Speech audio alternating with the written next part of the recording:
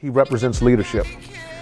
In that day and time that Dr. King was trying to pursue unity and oneness, inclusion, he had to show certain measures of leadership, and that drew me to Dr. King. Martin Luther King didn't take a day off, it was a day on for him.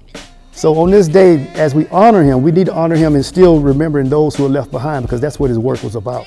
It was about service to others. He was a servant, and so as people who represent him, we need to go out and choose a place to volunteer, to work for, to celebrate together. What comes to mind is all the people who were working side by side with him, right? It wasn't just one man who was doing this work. It was a generation of people who really sacrificed their time, their bodies, and their just livelihood for a mission. Martin Luther King was about people, not color, race, creed. He was about God's people. His day will always be remembered. His day will never be forgotten. And I believe that as long as we are remembering Dr. King, it's going to also reflect onto us where leadership should be. I find that MLK Day is a day of reflection, reflecting on the dream, reflecting on where we are today and where we should be today. During this period of transition has to be very honest with America. And honesty impels me to admit that America has broad racist elements still alive. Racism is still existing in American society in many areas of the society, North and South.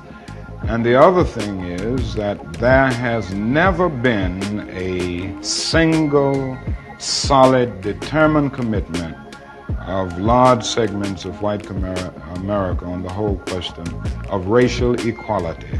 And I think we are in a new era, a new phase of the struggle, where we have moved from a struggle for decency, which characterized our struggle for 10 or 12 years, to a struggle for genuine equality. I think the vast majority of white Americans will go but so far. It's a kind of installment plan for equality, and they are always looking for an excuse to go but so far. Why are they looking for the excuse? What is it about the Negro?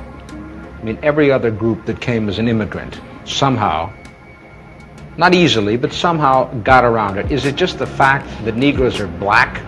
That's a part of it, and that grows out of something else. The Negro was brought here in chains, treated in very inhuman fashion, and this led to the thingification of the Negro.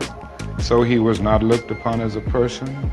He was not looked upon as a human being with the same status and worth as other human beings. The other thing is that America freed the slaves in 1863 through the Emancipation Proclamation of Abraham Lincoln, but gave the slaves no land or nothing in reality, and as a matter of fact, to get started on. At the same time, America was giving away millions of acres of land in the West and the Midwest, which meant that there was a willingness to give the white peasants from Europe an economic base.